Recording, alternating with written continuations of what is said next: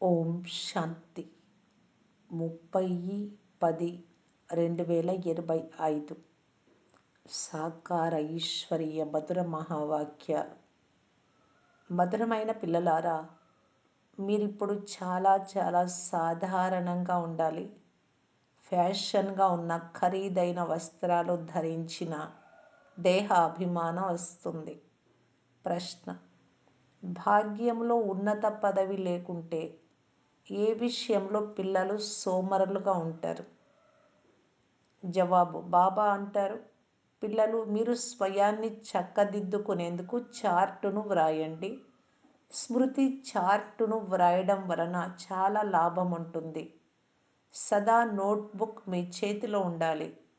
ఎంత సమయం తండ్రిని స్మృతి చేశాను? నా రిజిస్టర్ ఎలా ఉంది? నాలో దైవీ గుణాలు ఉన్నాయా? కర్మలు చేస్తున్నప్పుడు తండ్రి స్మృతి ఉందా అని చెక్ చేసుకుంటూ ఉండాలి. స్మృతి ద్వారా మాత్రమే వికారాల త్రుప్పు వదిలిపోతుంది. భాగ్యము ఉన్నతంగా తయారవుతుంది. పాట: భోలానాథునికి సాటి అయిన వారు ఎవ్వరూ లేరు. ఓం శాంతి. మధురమైన పిల్లల వద్ద ఈ లక్ష్మీనారాయణ చిత్రం ఇంటిలో తప్పకుండా ఉండాలి. వీరిని చూసినప్పుడు చాలా సంతోషం కలగాలి. ఎందుకంటే ఇదే మీ చదువు యొక్క లక్ష్యం. మీరు విద్యార్థులు, ఈశ్వరుడు చదివిస్తూ ఉన్నారు అని మీకు తెలుసు. మనం ఈశ్వరీయ విద్యార్థులము. మనం ఈ చదువును చదువుకుంటూ ఉన్నాము. అందరి ఉద్దేశ్యము ఒక్కటే. లక్ష్మీనారాయణలను చూస్తూ చాలా సంతోషం కలగాలి. పిల్లలు పాట కూడా విన్నారు. తండ్రి చాలా భోలానాథుడు. కొంతమంది శంకరుణ్ణి భోలానాథుడని భావిస్తారు. శివశంకరులను కలిపేశారు. అత్యంత ఉన్నతమైన భగవంతుడు శివుడు అని, శంకరుడు దేవత అని ఇప్పుడు మీకు తెలుసు. ఇరువురు ఒక్కటే ఎలా అవుతారు? భక్తులను రక్షించేవారు అని కూడా పాటలు విన్నారు. అనగా భక్తులు ఏదో ఆపదలో ఉన్నారు అనే కదా. పంచవికారాల ద్వారా ఆపద అందరికీ ఉంది. అందరూ భక్తులే. ఎవ్వరిని జ్ఞాని అని అనలేరు. శివశంకరులు వేరైనట్లు భక్తి జ్ఞానము పూర్తిగా వేరువేరు. జ్ఞానము లభిస్తే భక్తి ఉండదు. మీరు సుఖధామానికి అధికారులుగా అవుతారు. అర్ధకల్పానికి సద్గతి లభిస్తుంది. ఒకే ఒక్క సూచనతో మీరు అర్ధకల్ప వారసత్వం పొందుతారు. భక్తులకు ఎంత కష్టం ఉందో మీరు చూస్తూ ఉన్నారు. జ్ఞానం ద్వారా మీరు దేవతలుగా అవుతారు. భక్తులకు దుఃఖం కలిగినప్పుడు తండ్రి వస్తారు. దుఃఖ పర్వతాలు విరిగి పడినప్పుడు ఈ సమయంలో తండ్రి అర్థం చేస్తూ ఉన్నారు. డ్రామా అనుసారంగా ఏం జరిగిపోయిందో అది మరలా పునరావృతం అవుతుంది. తర్వాత భక్తి మొదలైనప్పుడు వామ మార్గము ప్రారంభం అవుతుంది. వామ మార్గం అంటే వికారాలలోకి రావటం, అనగా అది పతితులుగా అయ్యే మార్గం ప్రారంభం అవుతుంది. అందులో కూడా మొదటిది నెంబర్ 1 కామం. అందుకే కామాన్ని జయిస్తే జగజ్జీతులు అవుతారు అని అంటారు. వారెవ్వరూ జయించలేరు. రావణ రాజ్యంలో వికారాలు లేకుండా ఎవరి శరీరము జన్మించదు. సత్యుగంలో రావణ రాజ్యము ఉండదు. అక్కడ కూడా రావణుడు ఉంటే భగవంతుడు రామరాజ్యం స్థాపన చేసి ఏం చేసినట్లు? తండ్రికి ఎంతో చింత ఉంటుంది. నా పిల్లలు సుఖంగా ఉండాలి, పిల్లలు సంతోషంగా ఉండాలి అని ధనము కూడబెట్టి పిల్లలకి ఇచ్చేస్తారు. కానీ ఇక్కడ అలా జరగదు. ఇది దుఃఖ ప్రపంచం. ఈ అనంతమైన తండ్రి అంటున్నారు, మీరు అక్కడ జన్మ జన్మాంతరాలు సుఖాన్ని అనుభవిస్తూ వచ్చారు. స్వర్గంలో అపారమైన ధనం లభిస్తుంది. 21 జన్మలు అక్కడ ఎలాంటి దుఃఖము ఉండదు. దివాలా తీయరు. ఈ విషయాలు బుద్ధిలో ధారణ చేసి ఆంతరికంలో చాలా ఖుషీగా ఉండాలి.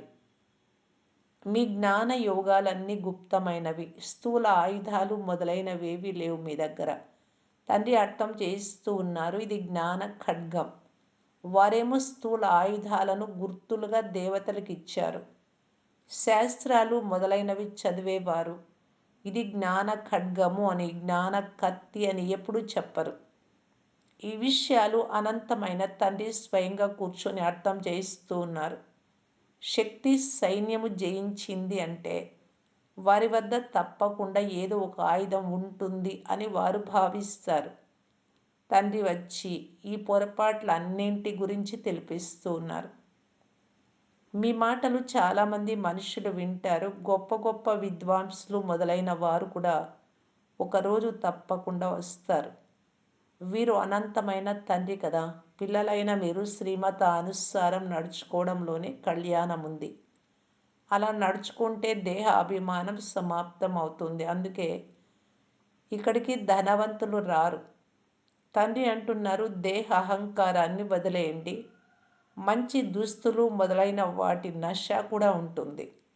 ధనవంతులు రారు అంటే బ్రహ్మబాబా ఉన్నప్పటి మాటలు ఇవి. బ్రహ్మబాబా ఉన్నప్పుడు తక్కువ మందే వచ్చేవారు. ఇప్పుడు చాలామంది ధనికులు కూడా వస్తూ ఉన్నారు. మంచి దుస్తులు మొదలైన వాటి నష కూడా ఉంటుంది. మీరిప్పుడు వనవాసంలో ఉన్నారు. ఇప్పుడు మీరు అత్తగారింటికి వెళ్తారు. అక్కడ మీకు చాలా నగలు అలంకరిస్తారు స్వర్గంలో. ఇక్కడ మంచి మంచి ఖరీదైన దుస్తులు ధరించరాదు. నేను ఎలా కర్మలు చేస్తూ కూడా సాధారణంగా ఉన్నానో అలా మీరు కూడా చాలా సాధారణంగా ఉండాలి. లేకుంటే దేహ అభిమానం వచ్చేస్తుంది. అవన్నీ చాలా నష్టపరుస్తాయి. మనం అత్తగారింటికి వెళ్తాము అని అక్కడ మనకు చాలా నగలు లభిస్తాయి అని మీకు తెలుసు. ఇక్కడే మీరు నగలు మొదలైనవి ధరించరాదు. ఈ రోజులలో దొంగతనాలు మొదలైనవి ఎన్నో జరుగుతూ ఉన్నాయి.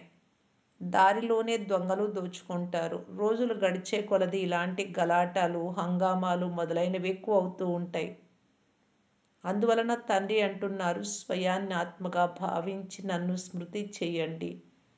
దేహ అభిమానం రావడం వలన తండ్రిని మర్చిపోతారు. ఇప్పుడే మీకు ఈ శ్రమ ఇవ్వబడుతుంది. తర్వాత ఎప్పుడూ భక్తి మార్గంలో ఈ శ్రమ ఉండదు.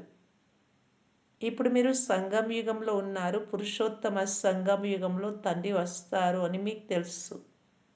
యుద్ధం కూడా తప్పకుండా జరుగుతుంది. అనేక ఆటం బాంబులు మొదలైనవి తయారు చేస్తూనే ఉంటారు. తయారు చెయ్యకండి అని ఎంత చెప్పినా, ఎంత తల కొట్టుకున్నా అలా జరగదు. డ్రామాలో రచింపబడి ఉంది. అర్థం చేయించినా గ్రహించరు. మృత్యువు వచ్చే తీరాలి అని ఉన్నప్పుడు ఎలా మానేస్తారు? వారికి అర్థమైన బాంబులు తయారు చేయడం మానరు. డ్రామాలో నిర్ణయించబడి ఉంది. యాదవులు, కౌరవులు సమాప్తమయ్యే తీరాలి. యాదవులు అనగా యూరోపియన్లు. వారికి సైన్స్ గర్వం ఉంది. మన దేశంలో ఉన్నవారినే కౌరవులు అంటారు. జ్ఞానంలో ఉన్నవారు పాండవులు.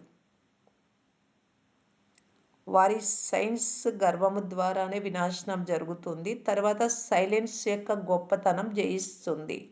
మీకు శాంతి స్వరూపంలో ఉండడం నేర్పించబడుతుంది. తండ్రిని స్మృతి చెయ్యండి. డెడ్ సైలెన్స్ ఆత్మలైన మనము శరీరం నుండి భిన్నంగా ఉన్నాం. శరీరాన్ని వదిలేందుకు మనం పురుషార్థం చేసినట్లు ఎప్పుడైనా ఎవరైనా పురుషార్థం చేస్తారా? ప్రపంచమంతా వెతికిరండి. ఎవరైనా ఓ ఆత్మలారా, ఇప్పుడు మీరు శరీరాన్ని వదిలి వెళ్ళాలి కనుక పవిత్రులవ్వండి, లేకుంటే తర్వాత శిక్షలు అనుభవించాల్సి వస్తుంది అని చెప్తారా? శిక్షలు ఎవరు అనుభవిస్తారు? ఆత్మ. ఆ సమయంలో సాక్షాత్కారం అవుతుంది.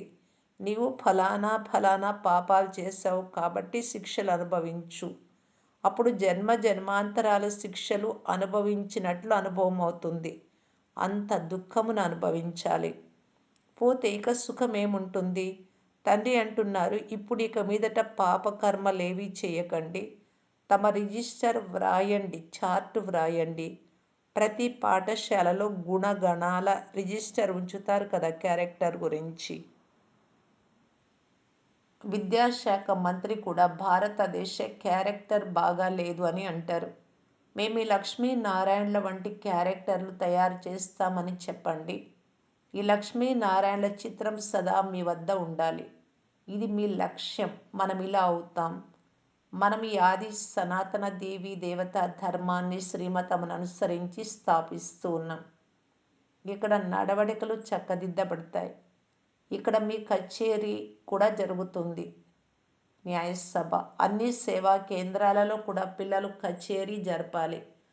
అంటే నేను ఆత్మరాజు అనుకొని, కర్మేంద్రియాలన్నింటినీ ప్రజలు అనుకొని, స్థూలమైన కర్మేంద్రియాలు, మనస్సు, బుద్ధి అనే మంత్రి వీటన్నింటినీ సమావేశపరిచి ఏ ఇంద్రియము అంటే ఏ ప్రజల ద్వారా తప్పు జరిగింది, కరెక్ట్ జరిగింది అని చెక్ చేసుకుంటూ ఉండాలి.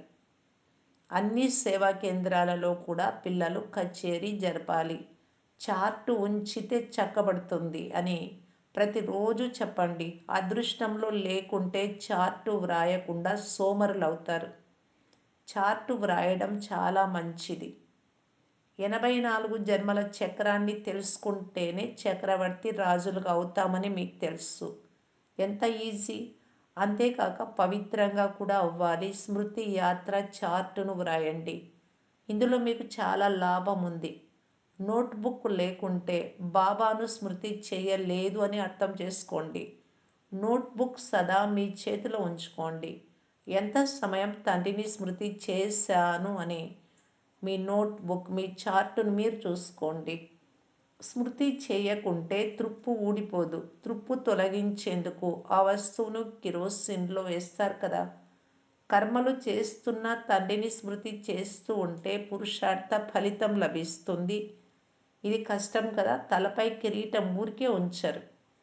బాబా చాలా ఉన్నత పదవిని ఇస్తున్నారు. కొంతైనా శ్రమ చేయాలి కదా. ఇందులో కాళ్ళు చేతులు మొదలైనవి కొద్దిగా కూడా కదిలించే అవసరం లేదు. శరీరానికి కష్టం లేదు. ఈ చదువు చాలా సులభం. శివ్ బాబా వలన బ్రహ్మ ద్వారా మనం ఇలా అవుతున్నాము అని మీ బుద్ధిలో ఉంది. ఎక్కడికి వెళ్ళినా బ్యాడ్జ్ ధరించే ఉండాలి. వాస్తవానికి ఇది రాజముద్ర అని చెప్పండి.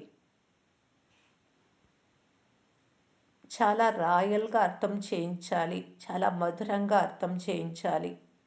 రాజముద్ర గురించి కూడా, బ్యాడ్జ్ గురించి కూడా అర్థం చేయించాలి. ప్రీతి బుద్ధి, విపరీత బుద్ధి అని దేనిని అంటారు? తండ్రిని గురించి మీకు తెలుసా? లౌకిక తండ్రినైతే గాడ్ అని అనరు. ఆ బేహద్దు తండ్రే పతిత పావనుడు, సుఖసాగరుడు. వారి ద్వారానే అపారమైన సుఖం లభిస్తుంది. అజ్ఞాన కాలంలో తల్లిదండ్రులు సుఖంనిస్తారు అని భావిస్తారు. అత్తగారింటికి పంపుతారు. మీది బేహద్దు అత్తవారిల్లు, అది హద్దులోనిది. ఆ తల్లిదండ్రులు ఇస్తే 5-7 లక్షలు లేదా కోట్లు ఇస్తారు. పదమాపదముల పతిగా అయ్యే పిల్లలని తండ్రి మీకు పేరు పెట్టారు. అక్కడ ధనం విషయమే లేదు. స్వర్గము లభిస్తుంది. మంచి మంచి మహళ్ళు ఉంటాయి. జన్మ జన్మాంతరాలకు మీకు బంగారు మహళ్ళు లభిస్తాయి. సుధాముడనగా కుచేలుడి ఉదాహరణ ఉంది కదా. పిడికెడు అటుకులను ఇచ్చాడు అని విన్నారు. కనుక ఇక్కడ కూడా అవి తీసుకొని వస్తారు. వట్టి అటుకులు తినలేరు కదా. దానితో పాటు కొంత మసాలా మొదలైనవి కూడా తెస్తారు. ఎంతో ప్రేమగా తీసుకొస్తారు. బాబా మనకు జన్మ జన్మాంతరాలకు ఇస్తారు. అందుకే వారిని దాత అని అంటారు. భక్తి మార్గంలో మీరు ఈశ్వరార్థం ఇస్తే అల్పకాలం కొరకు మరుసటి జన్మలో లభిస్తుంది. కొంతమంది పేదలకు దానం చేస్తారు. కాలేజీ కట్టిస్తే మరుసటి జన్మలో చదువు ఈజీగా దానంగా అబ్బుతుంది. ధర్మశాలలు కట్టిస్తే మంచి ఇల్లు లభిస్తుంది. ఎందుకంటే ఆ ధర్మశాలలకు చాలామంది వచ్చి సుఖం పొందుకుంటారు. ఇది జన్మ జన్మాంతరాల మాట అని మీకు తెలుసు. శివ్ బాబాకి ఇచ్చినదంతా మీకే ఉపయోగిస్తారు అని మీకు తెలుసు. శివ్ బాబా తన వద్ద ఏమీ ఉంచుకోరు. వీరికి కూడా, బ్రహ్మకు కూడా సర్వస్వము నీ దగ్గర ఉండేది సమర్పిస్తే విశ్వానికి అధికారిగా అవుతావు అని తండ్రి చెప్పారు. వినాశన సాక్షాత్కారం కూడా చేయించారు. దేవతా రాజ్యంను కూడా సాక్షాత్కారం చేయించారు. అంతే, బ్రహ్మకు నశ పెరిగిపోయింది. బాబా నన్ను విశ్వానికి యజమానిగా చేస్తారు అని గీతలో కూడా అర్జునుడికి సాక్షాత్కారం చేయించినట్లు ఉంది కదా. నన్ను స్మృతి చేస్తే మీరు ఇలా తయారవుతారు. వినాశనము, స్థాపన రెండింటినీ సాక్షాత్కారం చేయించారు. ఇతనే కూడా ప్రారంభంలోనే ఖుషి పాదరస మీటర్ పెరిగిపోయింది. డ్రామాలో ఆ పాత్ర ఉంది. భగీరథుడి గురించి కూడా ఎవ్వరికీ తెలియదు. పిల్లలైన మీరు మీ లక్ష్యమును బుద్ధిలో ఉంచుకోవాలి. మేము ఇలా అవుతాము అని బుద్ధిలో ఉండాలి. ఎంత పురుషార్థం చేస్తారో అంత ఉన్నత పదవి పొందుతారు. ఫాలో ఫాదర్ అని గాయనం కూడా ఉంది. ఇదంతా ఈ సమయంలోని మాటే. బేహద్దు తండ్రి, అనంతమైన తండ్రి అంటున్నారు, నేను ఇచ్చే సలహాలను పాటించండి. బ్రహ్మ ఏం చేశాడో అది కూడా మీకు తెలిపిస్తాను. ఇతను వ్యాపారి, రత్నాకరుడు, ఇంద్రజాలకుడు అని శివబాబాను కూడా అంటారు. ఈ బ్రహ్మ అకస్మాత్తుగా సర్వము వదిలేశాడు. మొదట రత్నాల వ్యాపారం ఉండేది. ఇప్పుడు అవినాశి జ్ఞాన రత్నాల వ్యాపారిగా అయ్యాడు. నరకాన్ని స్వర్గంగా చేయడం ఎంత గొప్ప ఇంద్రజాలం. వారు వ్యాపారి కూడా అయ్యారు. పిల్లలకు ఎంతో మంచి వ్యాపారం నేస్తారు. పనికిరాని పిడికెడు అటుకులు తీసుకొని, అంటే డబ్బులు, భవనాలను ఇస్తారు. ఎంత మంచి ఆదాయం నిప్పించేవారు. నగల వ్యాపారంలో కూడా అలాగే జరుగుతుంది. ఎవరైనా అమెరికా వారు కొనేందుకు వస్తే వారి నుండి ₹100 ఖరీదు చేసే వస్తువుకు 500 లేక 1000 రూపాయలు కూడా తీసుకుంటారు.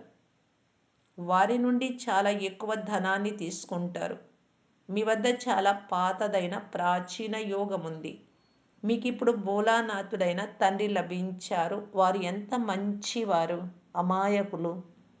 మిమ్మల్ని ఎలా చేస్తూ ఉన్నారు? మీరు వారికి ఇచ్చేటటువంటివి పనికి రానివి. శరీరంతో సేవ, మనస్సుతో సేవ, ధనంతో సేవ, ఇవన్నీ పనికి రానివే. ఇది ఎలాగూ వదిలేయాలి. దానికి బదులు మీకు 21 జన్మలకు ఏమిస్తారు, ఎలా తయారు చేస్తారో మానవులకి ఏమీ తెలియదు. అప్పుడప్పుడు భోలానాథుడు ఇది ఇచ్చారు అని అంటారు. అప్పుడప్పుడు అంబ ఇచ్చారు, గురువు ఇచ్చారు, ఇలా అంటూ ఉంటారు. కానీ ఇక్కడ ఉండేది చదువు. మీరు ఈశ్వరీయ పాఠశాలలో కూర్చొని ఉన్నారు. ఈశ్వరీయ పాఠశాల అని గీతని అంటారు. గీతలో భగవాను వాచ్ అని ఉంది. కానీ భగవంతుడంటే ఎవరో ఎవ్వరికీ తెలియదు. పరంపిత పరమాత్మ ఎవరో తెలుసా అని ఎవరినైనా అడగండి. మన తండ్రి తోట యజమాని. మిమ్మలను ముళ్ళ నుండి పుష్పాలుగా చేస్తూ ఉన్నారు. దానిని గార్డెన్ ఆఫ్ అల్లాహ్ అని అంటారు. యూరోపియన్లు కూడా ప్యారడైజ్, హెవెన్ అని అంటారు. భారతదేశం ఫరిస్తాన్గా ఉండేది. ఇప్పుడు కబ్రిస్తాన్ అంటే శ్మశానంగా ఉంది. ఇప్పుడు మీరు మళ్ళీ ఫరిస్తాన్కు యజమానులుగా అవుతున్నారు. తండ్రి వచ్చి అజ్ఞాన నిద్రపోయే వారిని మేల్కొల్పుతూ ఉన్నారు. ఇది కూడా నెంబర్ 1 పురుషార్థ అనుసారం మీకు తెలుసు. స్వయం మేల్కొన్నవారు ఇతరులను కూడా మేల్కొల్పుతారు. మేల్కొల్పకపోతే స్వయం మేల్కోలేదు అని అర్థం. అందువలన ఈ పాటలు మొదలైన వాటిని గురించి కూడా డ్రామాలో రచింపబడి ఉంది. కొన్ని పాటలు చాలా బాగున్నాయి. మీరు ఉదాసీనంగా ఉన్నప్పుడు ఈ పాటలు వినండి, ఖుషీలోకి వచ్చేస్తారు. రాత్రి ప్రయాణికుడు అలసిపోకు అనే పాట కూడా బాగుంది. ఇప్పుడు రాత్రి పూర్తి అవుతోంది. కలియుగం అనే రాత్రి. మనుష్యులు భక్తి ఎంత ఎక్కువగా చేస్తే అంత త్వరగా భగవంతుడు లభిస్తారు అని భావిస్తారు. భగవంతుడు హనుమంతుడని లేదా ఇతరత్ర వేరే వారిని కూడా అంటూ ఉంటారు. హనుమంతుడు మొదలైన వారి సాక్షాత్కారం అయితే భగవంతుడు లభించేశారని భావిస్తారు. తండ్రి అంటున్నారు, ఈ సాక్షాత్కారము మొదలైనవన్నీ డ్రామాలో నిర్ణయించబడి ఉన్నాయి. ఎటువంటి భావన ఉంచితే అటువంటి సాక్షాత్కారం అవుతుంది. అంతేకాని వారు అనుకున్నట్లు జరగదు. తండ్రి అంటున్నారు, ఈ బ్యాడ్జిని అయితే సదా అందరూ ధరించి ఉండాలి. రకరకాల బ్యాడ్జులు తయారవుతూ ఉంటాయి. ఎవరికైనా అర్థం చేయించడానికి ఈ బ్యాడ్జు చాలా బాగుంది, ఉపయోగపడుతుంది. మీరు ఆత్మిక మిలిటరీ వారు కదా. మిలిటరీ వారికి సదా గుర్తు బ్యాడ్జ్ ఉంటుంది. పిల్లలకు కూడా ఈ బ్యాడ్జ్ ఉన్నందున నష ఉంటుంది. మేము ఇలా తయారవుతున్నాము, మేము విద్యార్థులము. బాబా మమ్ములను మానవుల నుండి దేవతలుగా చేస్తున్నారు. మనుషులు దేవతలను పూజిస్తారు. దేవతలు దేవతలను పూజించరు. ఇక్కడ మనుషులు దేవతలను పూజిస్తూ ఉన్నారు. ఎందుకంటే వారు శ్రేష్టమైన వారు కనుక. మంచిది. మధురాతి మధురమైన అపురూపమైన పిల్లలకు మాతాపిత బాప్దాదాల ప్రియ స్మృతులు మరియు గుడ్ మార్నింగ్. ఆత్మిక పిల్లలకు ఆత్మిక తండ్రి నమస్తే. ధారణ కొరకు ముఖ్య సారం. ఫస్ట్ పాయింట్, బుద్ధిలో సదా మీ లక్ష్యాన్ని గుర్తుంచుకోండి. లక్ష్మీనారాయణుల చిత్రం సదా జతలో ఉండనివ్వండి. మేము ఇలా అయ్యేందుకు చదువుతూ ఉన్నాము, ఇప్పుడు మేము ఈశ్వరీయ విద్యార్థులము అని సంతోషంలో ఉండాలి. సెకండ్ పాయింట్, మీ వద్ద ఉన్న పాత పనికిరాని పిడికెడ అటుకులు ఇచ్చి, పనికిరానివి శరీరము, ధనము, ఇవంతా మహల్లును అక్కడ తీసుకోండి. బ్రహ్మబాబాను ఫాలో చేస్తూ అవినాశి జ్ఞాన రత్నాల వ్యాపారిగా అవ్వాలి. వరదానం, నిశ్చయం యొక్క ఆధారంపై విజయీ రత్నంగా అయ్యి సర్వుల పట్ల మాస్టర్ సహారా అంటే తోడుగా ఉండే దాతాభవ. నిశ్చయ బుద్ధి కల పిల్లలు విజయులుగా అయ్యే కారణంగా సదా ఖుషీతో నాట్యం చేస్తూ ఉంటారు. నమ్మకం కలిగినటువంటి వారు, తండ్రి అనే నమ్మకం, తండ్రి చెప్పే ప్రతి అక్షరము సత్యము అని నమ్మిన పిల్లలు, వారు తమ విజయాన్ని వర్ణించరు. కానీ విజయులుగా అయినందున వారు ఇతరుల ధైర్యాన్ని కూడా పెంచుతారు. ఎవరిని నీచంగా చూపించేందుకు ప్రయత్నించరు. కానీ తండ్రి సమానం మాస్టర్ సహారే అంటే ఆధారం ఇచ్చే దాతలుగా అవుతారు. అనగా నీచము నుండి పైకెత్తుతారు. వ్యర్థం నుండి సదా దూరంగా ఉంటారు. వ్యర్థం నుండి దూరం అగుటయే విజయులుగా అవ్వడం. ఇటువంటి విజయీ పిల్లలు సర్వులకు మాస్టర్ ఆధారం ఇచ్చే దాతలుగా అవుతారు. స్లోగన్, నిస్వార్థ మరియు నిర్వికల్ప స్థితి, వికారాలు లేనటువంటి స్థితి ద్వారా సేవ చేసేవారే సఫలతామూర్తులు, విజయీ మూర్తులు. అవ్యక్త సూచన, స్వయం మరియు సర్వుల పట్ల మనసా ద్వారా యోగ శక్తులను ప్రయోగించటానికి బాప్దాదా తెలియజేస్తూ ఉన్నారు. యోగం యొక్క ప్రయోగం చేసేందుకు మీ దృష్టి వృత్తిలో కూడా పవిత్రతను ఇంకా అండర్లైన్ చేయండి. ముఖ్యమైన పునాది, తమ సంకల్పాలను శుద్ధంగా జ్ఞానస్వరూపంగా శక్తి స్వరూపంగా చేసుకోండి. ఎవరెంతగా భ్రమిస్తూ ఆందోళనలో దుఃఖం యొక్క అలలలో వచ్చినా, ఖుషీగా ఉండడం అసంభవము అని భావించినా, మీ ముందుకు వస్తూనే మీ మూర్తి, మీ వృత్తి, మీ దృష్టి అలాంటి ఆత్మను కూడా పరివర్తన చేయాలి. ఇదే యోగం యొక్క ప్రయోగం. ఓం శాంతి.